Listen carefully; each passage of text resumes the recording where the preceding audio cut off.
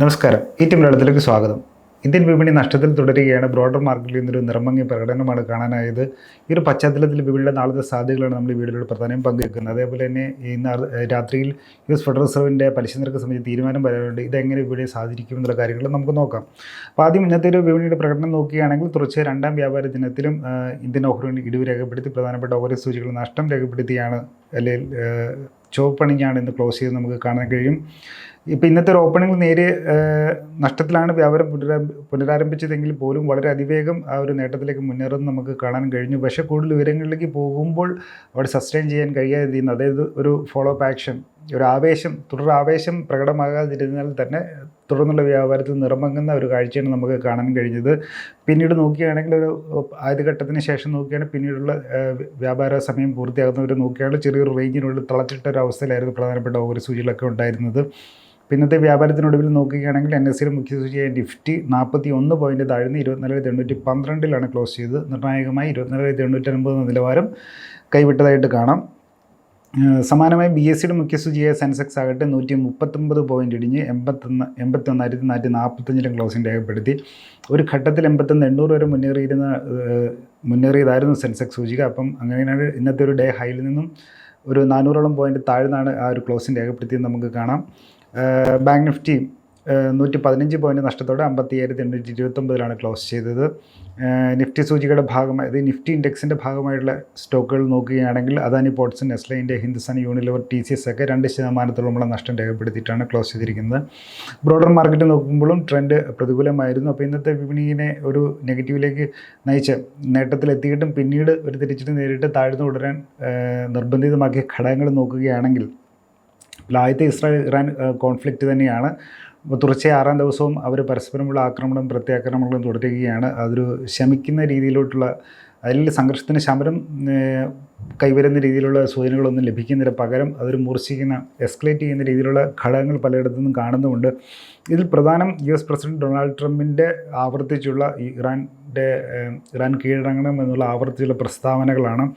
അതിനോടൊപ്പം തന്നെ G7 നിന്ന് അദ്ദേഹം അപ്രതീക്ഷിതമായി അവിടുത്തെ ഒരു ഷെഡ്യൂളിന് മുന്നേ തന്നെ തിരിച്ച് US മടങ്ങിയതും എല്ലാം ചേർത്ത് വായിച്ച് പല രീതിയിലുള്ള വാർത്തകൾ വരുന്നുണ്ടെങ്കിൽ പോലും ഒരു സംഘർഷത്തിനായുമില്ല. പക്ഷേ US ഇതുവരെ ഇറാനും ഇസ്രായേലും തമ്മിലുള്ള ഒരു പരസ്പര പോരാട്ടത്തിൽ ഇടപെടുമോ ഇല്ലയോ എന്നുള്ളത് നമുക്ക് ക്ലിയർ ആയിട്ടില്ല. പക്ഷേ അത്തരം വാർത്തകളുടെ ഒരു നെറേറ്റീവുകളൊക്കെ പലയിടത്തും ഉണ്ട്. പക്ഷേ നമുക്ക് ക്ലിയർ ആയിട്ടുള്ളൊരു തീരുമാനം അറിഞ്ഞിട്ട് മീൻസ് അങ്ങനെ ഒരു റിപ്പോർട്ടിൽ വരികയാണെങ്കിൽ അത് മാർക്കറ്റിനനുസരിച്ച് റിയാക്ഷൻ വരും. പക്ഷേ ഇത്തരം സൂചനകളൊക്കെ സംഘർഷത്തിനായില്ല എന്നുള്ളൊരു വ്യാഖ്യാനത്തിലേക്ക് നേരിട്ടെത്താൻ കഴിയുന്നതിനാലാണ് വിപണിയിൽ ആ ഒരു വിൽപ്പന സമ്മർദ്ദം പ്രകടമായത്, അല്ലെങ്കിൽ ഒരു തുടർന്നുള്ളൊരു ബൈങ്ങിനുള്ളൊരു ഇൻട്രസ്റ്റ് നിക്ഷേപയുടെ ഭാഗത്ത് നിന്ന് ഉണ്ടാകരുന്നത്.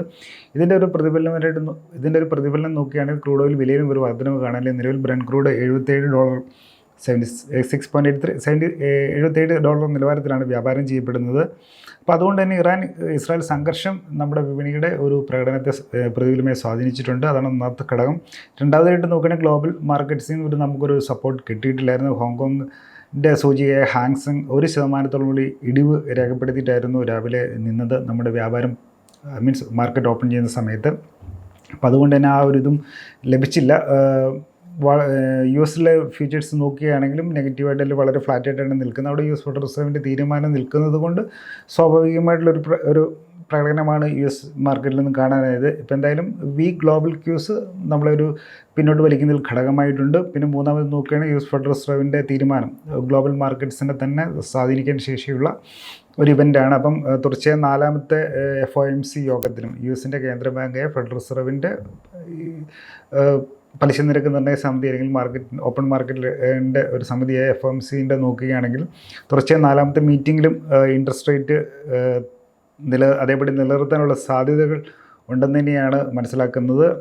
തീർച്ചയായിട്ടും ജിയോ പൊളിറ്റിക്കൽ ഇപ്പോഴത്തെ സിറ്റുവേഷൻ മാറിയത് ട്രേഡ് താരിഫുമായി ബന്ധപ്പെട്ടുള്ള കൺസേണുകളൊക്കെ നിൽക്കുന്ന ഒരു പശ്ചാത്തലത്തിൽ ഏപ്രിലിൽ മുതൽ ഏർപ്പെടുത്തിയിട്ടുള്ള റെസിപ്രോക്കൽ താരിഫിൻ്റെയൊക്കെ അനന്തരഫലങ്ങൾ വരാനിരിക്കുന്നുള്ളൂ US എക്കണോമിയെ സംബന്ധിച്ചുള്ളതും. അപ്പോൾ അതുകൊണ്ട് തന്നെ ഒരു വാച്ച് ആൻഡ് വെയിറ്റ് മോഡലിൽ തന്നെ ആയിരിക്കും ഫെഡറൽ റിസർവ് പോകാൻ സാധ്യത. അങ്ങനെയെങ്കിൽ ഈ ഇത്തവണത്തെ, അല്ലെങ്കിൽ ഇന്ന സമയം അർദ്ധരാത്രിയിൽ പുറത്തു വരുന്ന US ഫെഡറൽ റിസർവിൻ്റെ പുതിയ പലിശ നിരക്ക് നിർണ്ണയ സമിതിയുടെ യോഗത്തിലും പലിശ നിരക്കുകൾ മാറ്റാൻ സാധ്യതയില്ല എന്ന് തന്നെയാണ് കരുതുന്നത്.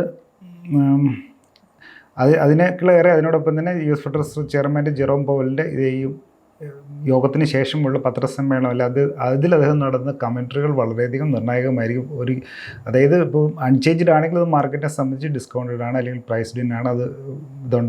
പ്രത്യേകിച്ച് നമുക്കൊരു പോസിറ്റീവ് ട്രിഗർ വരുന്നില്ലെന്നുള്ളേ ഉള്ളൂ. പക്ഷേ അതിനുശേഷം ഈ 2025 അല്ലെങ്കിൽ ഈ കലണ്ടർ വർഷത്തിൽ ഇതിന് ഫർദറായിട്ടുള്ള ഒരു ഫ്യൂച്ചർ റേറ്റ് കട്ടിൻ്റെ എന്തെങ്കിലും കാര്യങ്ങളോ ഘടകങ്ങളോ പറയുന്നുണ്ടെങ്കിൽ അമേരിക്കൻ സമ്പദ്ഘടനയെക്കുറിച്ചുള്ള അദ്ദേഹത്തിൻ്റെ കമൻറ്റുകൾ, ഗ്ലോബലിയുള്ള ഒരു നിലവിലത്തെ സാഹചര്യങ്ങളെക്കുറിച്ചുള്ള അദ്ദേഹത്തിൻ്റെ കമൻറ്റുകൾ മാർക്കറ്റിൽ ചലനമുണ്ടാക്കാൻ, സ്വാധീനിക്കാൻ, ചെലുത്താൻ ശേഷിയുള്ളവയാണ്. അപ്പോൾ അതുകൊണ്ട് തന്നെ അത്തരം വാർത്തകൾ നാളെ ശ്രദ്ധിക്കേണ്ടത് അത്യാവശ്യം തന്നെയാണ്.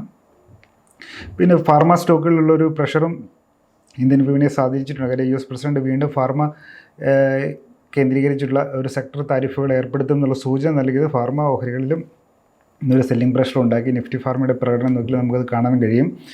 അപ്പോൾ ഇതാണ് പ്രധാനപ്പെട്ട 4 ഘടകങ്ങൾ. ഇറാൻ-ഇസ്രായേൽ കോൺഫ്ലിക്റ്റ് ഉണ്ട്, US ഫെഡറൽ റിസർവിൻ്റെ തീരുമാനം വരാതിരിക്കുന്നതിന് മുന്നിലുള്ളൊരു ജാഗ്രതയുണ്ട്, അതിനോടൊപ്പം തന്നെ ഗ്ലോബൽ മാർക്കറ്റിൽ നിന്നുള്ളൊരു തണുത്ത പ്രകടനമെല്ലാം ഇന്ത്യൻ മാർക്കറ്റിനെ ഒരു പിടിച്ചിട്ട അവസ്ഥയിൽ നിർത്തി. ഇനി ബ്രോഡർ മാർക്കറ്റിൻ്റെ പ്രകടനം നോക്കുകയാണെങ്കിൽ ഇന്ന് NSEയിൽ 2995 ഓഹരികളാണ് വ്യാപാരം ചെയ്യപ്പെട്ടത്. ഇതിൽ 1026 ഓഹരികൾ മാത്രമാണ് നേട്ടം കരസ്ഥമാക്കിയത്. 1851 ഓഹരികൾ നഷ്ടം നേരിട്ടു. അപ്പോൾ അതായത് നേട്ടമുണ്ടാക്കിയതിനേക്കാൾ ഇരട്ടിയോളം ഓഹരികൾ നഷ്ടം രേഖപ്പെടുത്തിയാണ് ഇന്ന് വ്യാപാരം അവസാനിപ്പിച്ചതെന്ന് സാരം. 78 ഓഹരികൾ മാറ്റമൊന്നും കുറിക്കാനായില്ല. അതിനിടെ 50 ഓഹരികൾ ഒരു ന്യൂ 52 വീക്ക് ഹൈ അല്ലെങ്കിൽ ഒരു വർഷക്കാലിൽ പുതിയ ഉയർന്ന നിലവാരങ്ങളിലേക്ക് എത്തിച്ചേർന്നിട്ടുണ്ട്. 24 ഓഹരികൾ അതേസമയത്ത് തന്നെ താഴെ നിലവാരങ്ങളിലേക്ക് വീണു. 75 ഓഹരികൾ അപ്പർ സർക്യൂട്ട് നിലവാരത്തിൽ, 83 ഓഹരികൾ ലോവർ സർക്യൂട്ട് നിലവാരത്തിലുമാണ് ക്ലോസിംഗ് രേഖപ്പെടുത്തിയത്. നിഫ്റ്റി മിഡ് ക്യാപ് 100 സൂചിക നോക്കട്ടെ, ഒരു 0.5% ഇടിവ് നേരിട്ടു. നിഫ്റ്റി സ്മോൾ ക്യാപ്പ് 0.23%, 0.25% ഇടിവ് രേഖപ്പെടുത്തിയാണ് ക്ലോസ് ചെയ്തത്. നിഫ്റ്റി 500 സൂചികയിലും ഒരു 0.5%, അതായത് നിഫ്റ്റിയിലെ ടോപ്പ് 500 കമ്പനികളുടെ ഒരു ഇൻഡെക്സായ പ്രധാനപ്പെട്ട ബ്രോഡർ മാർക്കറ്റ് ഇൻഡീസസായ നിഫ്റ്റി 500 സൂചികയിലും 0.5% ഇടിവ് നേരിട്ടാണ് ക്ലോസ് ചെയ്തിരിക്കുന്നത്. ഇനി NSEയുടെ പ്രധാനപ്പെട്ട ഓരോ വിഭാഗങ്ങൾ അല്ലെങ്കിൽ സെക്ടർ സൂചികളുടെ പ്രകടനം നോക്കുകയാണെങ്കിൽ 3 മാത്രമാണ് ഇന്ന് നേട്ടത്തിൽ നിന്ന്. Nifty auto, Nifty private bank, Nifty consumer durables എന്നിവ മാത്രമാണ്. ഇതെല്ലാം 1% താഴെയാണ്. ഇതിൽ തന്നെ ഒരു 0.5% മുകളിലുള്ള നേട്ടം രേഖപ്പെടുത്തിയിട്ടുള്ള നിഫ്റ്റി കൺസ്യൂമർ ഡ്യൂറബിൾസ് ആണ്. അതേസമയം നിഫ്റ്റി മീഡിയ 1%-ലേറെയുള്ള നഷ്ടം രേഖപ്പെടുത്തി. Nifty IT, Nifty FMCG, Nifty financial service, Nifty reality, Nifty health care ഒക്കെ നഷ്ടം രേഖപ്പെടുത്തിയാണ് ഇന്ന് ക്ലോസ് ചെയ്തത്. FIDSൻ്റെ ഡാറ്റ നോക്കുകയാണെങ്കിൽ ഇന്ന് 2 institutional investors, domestic institutional investors ആയാലും ഫോറിൻ ഇൻസ്റ്റിറ്റ്യൂഷണൽ ഇൻവെസ്റ്റേഴ്സിൽ ഏകദേശം ഒരേ അളവിൽ തന്നെയുള്ളൊരു വാങ്ങലാണ്, അല്ലെങ്കിൽ ഓഹരികൾ വാങ്ങുന്നൊരു നിലപാടാണ് കാണാനായത്. DAS ആഭ്യന്തര നിക്ഷേപ സ്ഥാപനങ്ങൾ 953 കോടി രൂപയുടെ ഓഹരികൾ വാങ്ങിയിട്ടുണ്ട്, അല്ലെങ്കിൽ നെറ്റ് ബൈങ് നടത്തിയിട്ടുണ്ട്. ഫോറിൻ ഇൻസ്റ്റിറ്റ്യൂഷണൽ ഇൻവെസ്റ്റേഴ്സ് ആകട്ടെ 945 കോടി രൂപയുടെയും ഒരു നെറ്റ് ബൈങ് നടത്തിയിട്ട് നമുക്ക് കാണാൻ കഴിയും. ഇനി വിപണിയിൽ ഇനി എന്ത് എന്നുള്ള അല്ലെങ്കിൽ നാളത്തെ സാധ്യതകൾ നോക്കുകയാണെങ്കിൽ ഒരു ഷോർട്ട് ടൈം പെർസ്പെക്റ്റീവ് ആദ്യം നോക്കുകയാണെങ്കിൽ നിഫ്റ്റിയിലൊരു 5 ആഴ്ചയിൽ തുടരുന്ന ഒരു റേഞ്ച് ബൗണ്ട് കൺസോൾട്ടേഷൻ തുടരുന്ന ഒരു ഫീലാണ് നമുക്ക് ചാർട്ട് നോക്കുമ്പോൾ കാണാൻ കഴിയുന്നത്. 24,400, 25,200 എന്നുള്ള ഒരു ബ്രോഡർ സോണിലുള്ള കഴിഞ്ഞ 5 ആഴ്ചയായിട്ട് തുടരുന്ന ഒരു റേഞ്ച് ബൗണ്ട് കൺസോൾട്ടേഷൻ തുടരുന്നതായിട്ടാണ് നമുക്ക് കാണാൻ കഴിയുന്നത്. ഇപ്പോഴത്തെ രീതിയിൽ ഇൻഡെക്സിൻ്റെ അല്ലെങ്കിൽ നിഫ്റ്റിയുടെ ഒരു തൊട്ടടുത്ത റെസിസ്റ്റൻസ് എന്ന് പറയുന്നത് 25,000 ഈ ലെവലിന് മുകളിൽ മാർക്കറ്റിനെ സസ്റ്റെയിൻ ചെയ്യുകയാണെങ്കിലാണ് ഒരു അടുത്തൊരു ബ്രേക്കൗട്ട് അല്ലെങ്കിൽ അടുത്തൊരു ട്രിഗർ കിട്ടത്തുള്ളൂ. അങ്ങനെയെങ്കിൽ 27,200ലേക്കും 27,200 മറികടക്കുകയാണെങ്കിൽ ശക്തമായുള്ള കുതിപ്പിനുള്ള വഴിയൊരുങ്ങത്തുള്ളൂ. നിലവിലത്തെ രീതിയിൽ നോക്കുമ്പോൾ 24,700 തൊട്ടടുത്തൊരു സപ്പോർട്ട്. നിഫ്റ്റിയിൽ അല്ലെങ്കിൽ ഫ്യൂച്ചേഴ്സിൽ ലോങ് പൊസിഷൻ എടുത്തിട്ടുള്ളവരുടെ ഒരു സ്റ്റോപ്പ് ലോസ് എന്ന് പറയുന്നത് 24,700. 24,700 താഴേക്ക് നിഫ്റ്റി പോവുകയാണെങ്കിൽ ലോങ് പൊസിഷൻസ് കവർ ചെയ്യേണ്ടി വരും. ഇനിയിപ്പോൾ നാളത്തെ കാര്യം നോക്കുകയാണെങ്കിൽ പ്രധാനമായിട്ട് ഇന്ന് രാത്രി പുറത്തു വരുന്ന ഇന്ത്യൻ സമയം ഇന്ന് രാത്രി പുറത്തു വരുന്ന US ഫെഡറൽ റിസർവിൻ്റെ പലിശ നിരക്ക് സംബന്ധിച്ച തീരുമാനമായിരിക്കും. അല്ല, ആ തീരുമാനത്തിൻ്റെയും ഫെഡറൽ റിസർവിൻ്റെ ചെയർമാൻ ജെറോം പവലിൻ്റെ കമൻറ്റുകളുടെയും ഒരു പ്രതിഫലനമായിരിക്കും നമുക്ക് നാളെ കാണാനാകുക. അപ്പം പശ്ചിമേഷ്യയിൽ സംഘർഷം തുടരുന്നൊരു പശ്ചാത്തലത്തിലും ഈ റെസിപ്രോക്കൽ താരിഫ് അല്ലെങ്കിൽ ട്രേഡ് താരിഫുകളുടെ കൺസെപ്റ്റ്സ് നിൽക്കുന്നതിനാലും US ഫെഡറൽ റിസർവ് റേറ്റ് കുറയ്ക്കില്ല എന്നതിനല്ല, റേറ്റ് അൺചേഞ്ച് തന്നെ ആയിരിക്കുമെന്നാണ് കരുതുന്നത്. ഒരു പക്ഷേ എന്തെങ്കിലും ഇതിൽ പോസിറ്റീവ് സർപ്രൈസ് വരികയാണെങ്കിൽ അതിനുള്ളൊരു പോസിറ്റീവായിട്ടുള്ളൊരു നീക്കങ്ങൾ ഇന്ത്യൻ വിപണിയിലും പ്രതീക്ഷിക്കാം. അങ്ങനെ ഒരു അപ്രതീക്ഷിത ഒരു പോസിറ്റീവായിട്ടുള്ളൊരു നീക്കം US ഫെഡറൽ റിസർവിൻ്റെ ഭാഗത്തു നിന്ന് വന്നാൽ മാത്രമാണ്. ഇനി നാളത്തെ രീതിയിൽ നോക്കുകയാണെങ്കിൽ, അല്ലാത്ത പക്ഷം നോക്കുകയാണെങ്കിൽ 24,850 മുകളിൽ മാർക്കറ്റ് നിഫ്റ്റിക്ക് സസ്റ്റെയിൻ ചെയ്യാൻ സാധിക്കുകയാണെങ്കിൽ ഇതേറെ നിലവാരങ്ങളിലേക്കുള്ള ഒരു കുതിക്കാനുള്ളൊരു ശ്രമം നടത്തും. അതേസമയം 24,950 താഴെ നിഫ്റ്റി കണ്ടിന്യൂ ചെയ്യുകയാണെങ്കിൽ വീണ്ടും ഒരു സെല്ലിംഗ് നേരിടാനുള്ളൊരു സാധ്യതയാണ് ഉള്ളത്. ആദ്യഘട്ട സപ്പോർട്ട് 24,670, 24,700 നിലവാരങ്ങളാണുള്ളത്. അതിന് താഴെ 24,500 24,500, 24,400 എന്നുള്ള വളരെ സ്ട്രോങ് ആയിട്ടുള്ളൊരു സപ്പോർട്ട് തന്നെയാണ്. നിഫ്റ്റിയുടെ 50-യുടെ EMI കൂടെ ചേർന്ന് വരുന്നൊരു കീ സപ്പോർട്ട് ഏരിയ തന്നെയാണ്. അവിടെ തകർന്നാൽ മാത്രമാണ് മാർക്കറ്റിൽ ഒരു വലിയ രീതിയിലുള്ളൊരു സെൽ ഓഫിനോ അല്ലെങ്കിൽ കൂടുതൽ ഇതിലോട്ട് പോകുള്ളൂ. ഇപ്പം നിലവിലത്തെ രീതിയിൽ 24,700 ആണ് സപ്പോർട്ട്. അപ്പം വേറെ ഇതിൻ്റെ ഇടയിൽ അത്യാഹിതങ്ങളോ അപ്രതീക്ഷിത സംഭവങ്ങളോ വരുന്നില്ലെന്നുണ്ടെങ്കിൽ ഈ ഭാഗങ്ങളിലൊക്കെ തന്നെ മാർക്കറ്റ് ഉണ്ടാവണം. ഇനി ഏതെങ്കിലും ഇതിൽ പോസിറ്റീവ് കമൻറ്റ് വരികയാണെങ്കിൽ മാർക്കറ്റിൽ അതിനനുസരിച്ചിട്ടുള്ള ഒരു ഉണർവും കാണാൻ കഴിയുമെന്നാണ് പ്രതീക്ഷിക്കുന്നത്. ഞാനൊരു സെബി രജിസ്ട്രേഡ് അനലിസ്റ്റ് ഒന്നുമില്ല. മാർക്കറ്റുമായി ബന്ധപ്പെട്ട കാര്യങ്ങൾ ഒരു അക്കാഡമിക് പർപ്പസിൽ ഷെയർ ചെയ്യുന്നത് മാത്രം. അപ്പോൾ ഏവർക്കും നാളെ നല്ലൊരു ആശംസ നിർത്തുന്നു. വീണ്ടും കണ്ടുമുട്ടാം. നന്ദി, നമസ്കാരം.